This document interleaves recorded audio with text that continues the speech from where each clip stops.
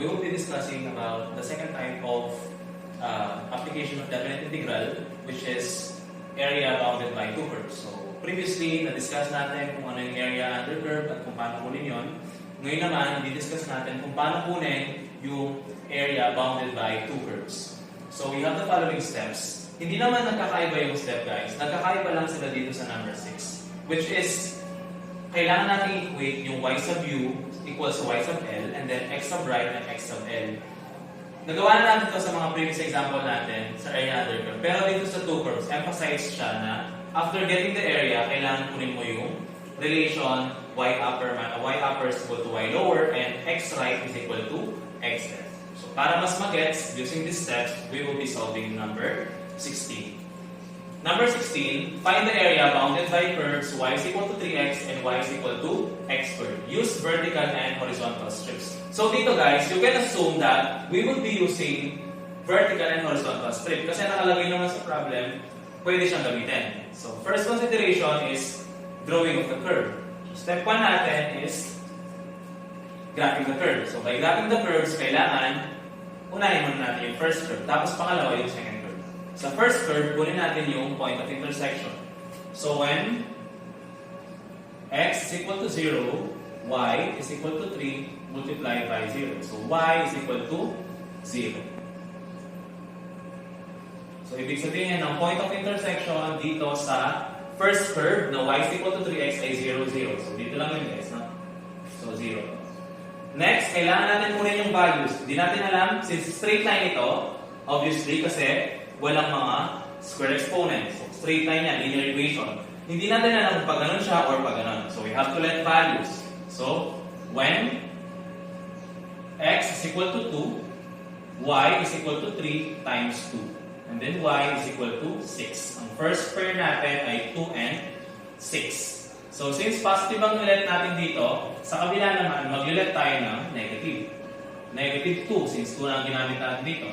So, y is equal to 3 multiplied by negative 2. So, y is negative 6. Ang isang pair natin, negative 2 and negative 6. So, kailangan natin siyang i-plot. Una, 2 and 6. So, asan yung 2? Eto, 2 and 6. So, extend ko lang ito guys. Kailangan natin ng 6. 2 and 6. So, ito yung point na yan. Next is negative 2, negative 6. So, extend natin ito kasi meron tayong negative 6 na given. So, negative 2, then this is negative 6. So, kung ipa-plot natin yung ating straight line, so, assumingly na maganda yung pagkaka-measure natin sa ating grid line, so straight line yan, no? Okay, so ito ang y is equal to 3x. So, ngayon naman, i-graph natin yung second curve. So, by graphing the second curve,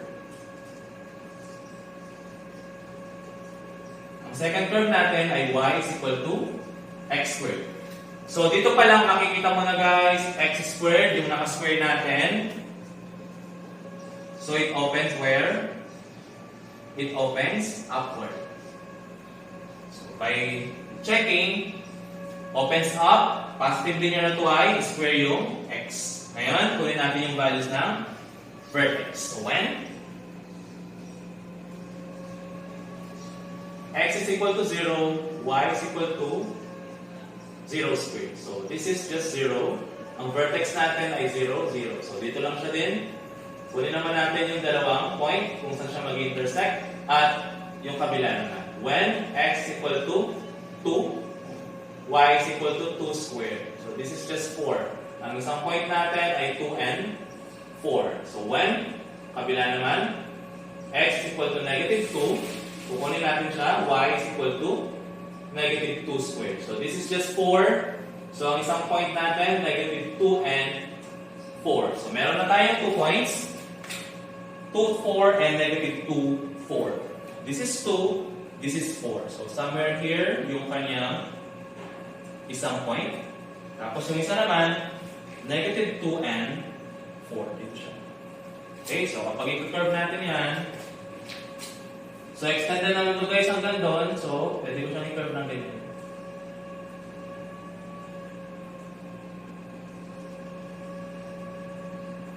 Okay? So, ang area under consideration, ito. Okay, nakuha na natin yung curve. Kailangan na natin kunin yung mga ibang details. So, step 2 is the strip. So, dalawa yung pinapakuha niya guys, vertical or horizontal. Unahin ko, vertical strip. So, step 3. So, we have to determine the graph or equation where the ends of the strip lie. So, kung susumahin natin, exaggerate ko yung curve natin. Ito yan guys. So, vertical strip ang consideration. So, ito muna tayo. Okay. So, kapag vertical, dx to. Tama? Ngayon naman, kukunin natin yung mga consideration sa length. Ang length natin, y upper minus y lower. Ang y upper natin is kung saan nag-touch yung upper value. Dito sa straight line. Ang straight line, y is equal to 3x. Ang y lower is equal to y is equal to x squared. Dito siya nag-touch. Yun yung ating y lower. Ngayon, kunin natin yung step 4. Ang step 4 natin, y upper minus y lower is equal to the length. Guys, nakaagad buhay na sila So, ilalagay mo na lang siya. Ang y upper natin, 3x. Ang y lower, x squared is equal to length. Yan na yung length. Step 5 is the area. Ang area natin guys is just length times width. Ang length natin, nakuha natin guys, 3x minus x squared. dx. Step 6 is getting the limit. So we have to get the limit. The relation is y upper is equal to y lower. So ang y upper natin, nakabigay naman siya 3x. Ang y lower, x squared. Lilipat ko lang siya guys dito para mas makita niyo. So 3x minus x squared. Guys, previously, meron kayong topic na tinatawag nating rooting or roots. Ang roots, kapag meron kang for example, perfect square, trinomial na pwede siyang i-expand. Ang x dito ay 2, ang x dito ay 3. Tama? Ngayon naman, dito pwede rin natin gawin. Ngayon naman, ang makukuha natin dito are limits. Kung dito ay roots, dito naman, limits. So ito, i-factor ko by x. This is 3 minus x is equal to 0. Ang una nating limit ay x is equal to 0. At ang pangalawa is x minus 3 or 3 minus x rather is equal to 0. So this is just x is equal to 3. So the lower limit is always the smallest value, 0, and the upper limit is always the higher value. Meron na tayong limits, may area tayo. Pwede na tayong mag-proceed sa step 7. So area is just equal to 3x minus x squared dx from 0 to 3. Applying the rule of indefinite integral, area is just equal to 3x squared over 2 minus x cubed over 3 from 0 to 3. FPOC, fundamental theorem on calculus, f of 3 minus f of 0. So area natin is just equal to the substitute value of the upper limit, 3 squared over 2 minus 3 cubed over 3. Then minus 3 of 0 squared over 2 minus 0 cubed over 3. So automatically this will be 0. Then run through natin yung mga solve natin dito. This is 3 times 3 is 9 times 3 is 27 over 2 minus 3 cubed is 27 over 3. By checking, I think the answer for this one is 45 over 2 square units. Check lang natin. 45 over 2, mali. 9 over 2. So, 9 over 2. Wala pa kasama na nagka-calculate. So, 9 over 2 ang sagot. Okay? So, ito yung sagot for vertical strip. Questions? So, for the horizontal strip, so ito na yung step 2 natin, automatic, kasi tapos na tayo sa vertical strip. Ngayon naman, step 3 is considering na horizontal strip yung ating strip solution. So, kukunin natin yung y upper value and y lower value.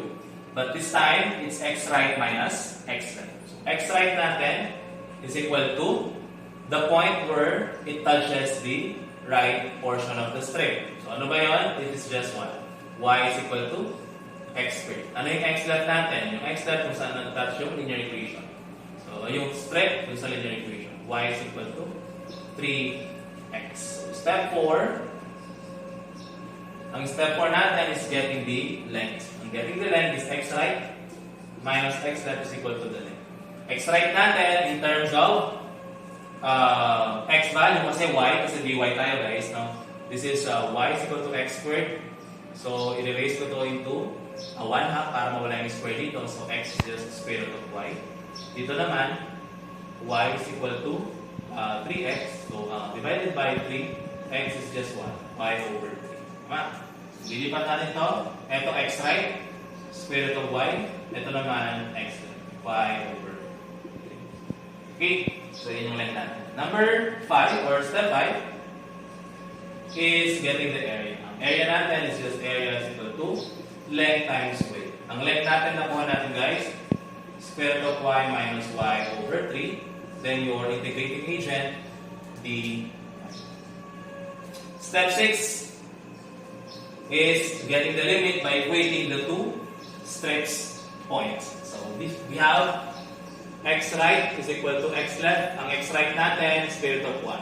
X left natin, y over 3. Para matanggal yung square root nito, i-erase ko into square.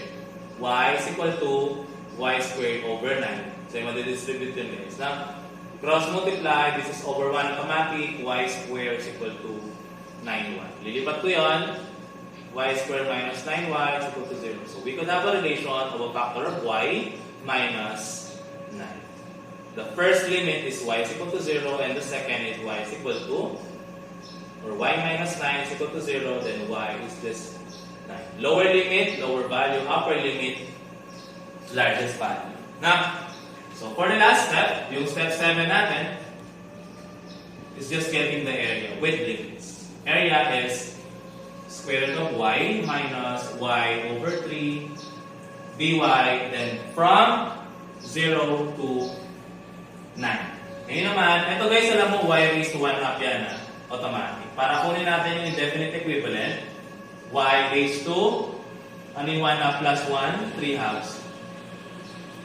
3 halves minus y squared over 6 from 0 to 9.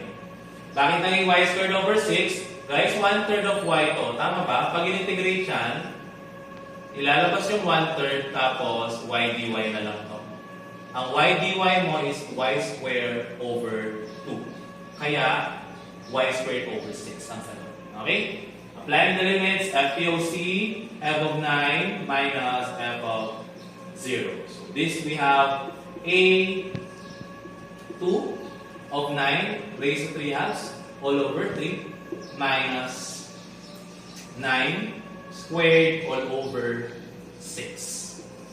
Then I'll have a 0 value which is 2, 0, 3 halves all over 3 minus 0 squared all over 6. So automatic 0 lang to guys. So ito naman, ang makukuha natin sagot dito, ito ay 81 over 6. Yung pangalawa, check natin, 18. So this is 18. So ang area natin is just what? A value of 9 over 2. Same dun sa vertical strip. Kailangan, parehas yung makuha mo dito sa horizontal pati dito sa vertical strip. So this is how you solve problem number 16. Okay? So if you have questions, pwede nyo i-feedbackan through messenger. Okay, so this will be the last problem for area bounded by two curves. This will be number 17.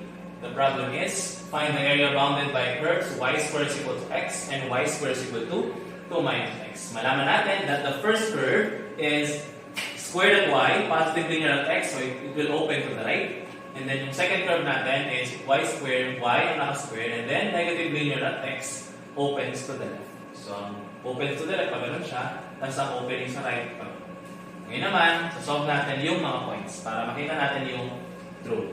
So, for this, I would let a value of y is equal to 0. Kung saan naka-square guys, hindi tayo mag-let ng value para hindi na mahirapan kumuha ng value ng x or y. No? So, dito, 0 squared is equal to x. So, x natin dito is 0. So, ang una nating vertex for the point first curve is 0, 0. Then, kukunin natin yung dalawang points para naman makita natin kung paano yung curve niya sa mark. When y is 2, this is 2 squared is equal to x. X natin is equal to 4. First point, 4, 2. Then, when y is equal to negative 2 naman, this is negative 2 squared. X is still positive 4.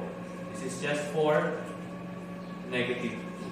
So, ipag-plot natin, 4, 2. This is 4 and this is 2. Then meron tayong 4, negative 2. Somewhere here. So, opening niya, pag ganyan.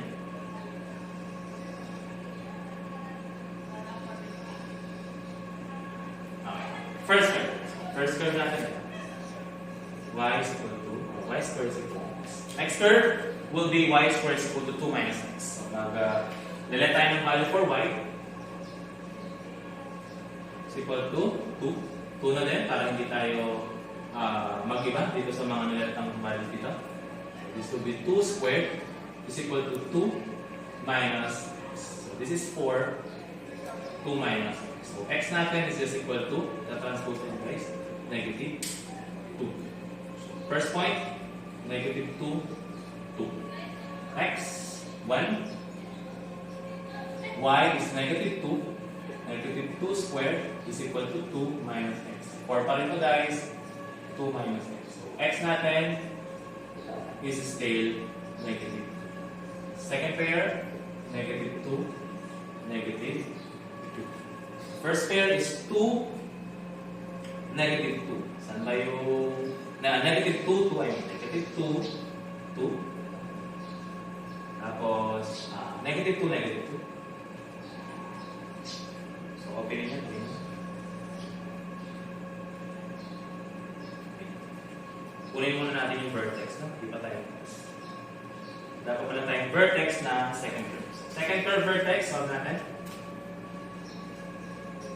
When y is equal to 0, so 0 squared is equal to 4 vertex.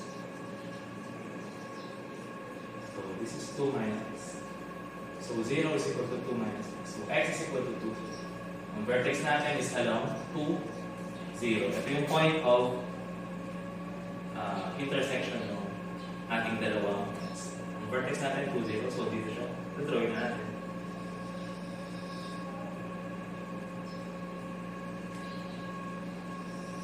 So, graph na ito ay y squared is equal to 2 minus x. So, x. So, malaman natin, ito yung area under consideration. Okay? So, step number 2. Step number 2 is the analysis of whether you would use vertical or horizontal strip. So, check natin yung area. Ito yung area mo guys. We do not add sa analysis yung x-axis. Hindi naman siya dumaan dyan. Hindi naman siya nag-touch dyan. Dinaanan lang yan. Okay? Ang consideration natin is yung dalawang curve. Ito, tsaka ito. Kung titignan natin, pag in-apply ko dito yung vertical strip guys, hindi siya pwede kasi it touches only one. Dito pa lang nakita mo na. One curve lang yan. Pero pag in-apply ko yung vertical strip, dito, hanggang matapos doon, vertical, it touches two curves or lines. So, yun yung pwede natin gamitin. So, since horizontal yan, dy yan. Then, ang relation ng line, x right minus x left. Step 2, decide natin that this is horizontal strip. Step 3, so telling whether where we see the ends of the graph or the ends of the strip dito. Ang unang strip dito guys, x right. So ito yung tinatch niya. Ano daw yung equation na yan? 2 minus x. x left, of course, yung natin. Y squared is equal to x. So, step 4 is getting the length. X right minus xl is equal to the length. X right natin is a value of x. So, ano ba yung value of x niyan? Kung ito yung consideration natin, so y squared is equal to 2 minus x. Kukunin mo yung x value niya, lilipat mo ito. O ililipat mo yan. Okay? Tapos ililipat mo ito para mag-positive. So x squared is equal to 2 minus y squared. Ito naman, y squared is equal to x. So x is still y squared. So y squared pa rin. X na naman, 2 minus y squared. Lipat natin. X right, 2 minus y squared. X left, y squared. So length is 2 minus 2y squared. Then step 5 na tayo. Step 5 natin is the area, which is length times width. So this is just 2 minus 2y squared d1. Pause, kunin natin yung step 6. Step 6 is limits. So x right is equal to x left. X right, 2 minus y squared. Ang x left is y squared. So, combining similar terms, this is 2 is equal to y squared plus y squared. 2 is 2y squared. So, divide both sides by 2. This will become y squared is equal to 1. Tapos, this is just the square root of 1. So, ang ating limit is either positive or negative 1. Okay? Then, step 7 na tayo. We can solve for the definite integral. We have area 2 minus 2y squared d1. Getting the indefinite integral, this is 2y minus 2y cubed over 3 from negative 1 to 1. So this is just FTOC natin, f of 1 minus f of negative 1. The negative should always be considered as lower value for 1. Then this is a 2 of 1 minus 2 of 1 cubed over 3. Then we have minus 2 of negative 1. Then minus 2 of negative 1 cubed over 3. Bring down the values. A or area is equal to 2 minus 2 over 3. Kasi 1 cube is still 1. This is negative 2. Ito naman, negative 1 cube is negative 1. Negative, negative, plus 2 over 3. So, ang sagot natin, dito ko na lang ilalagay. Area is, ang 2 minus 2/3 ay positive 4 over 3. Then, dito naman makukuha mo negative of negative 4 over. Sagot dyan, 8 over 3 square units. So, ito na yung ating final answer for number 17. So, okay ba? Kung may tanong, chat mo ako sa messenger. Kung paano siya nakuha or kung may clarification. Okay? So, thank you very much. God bless.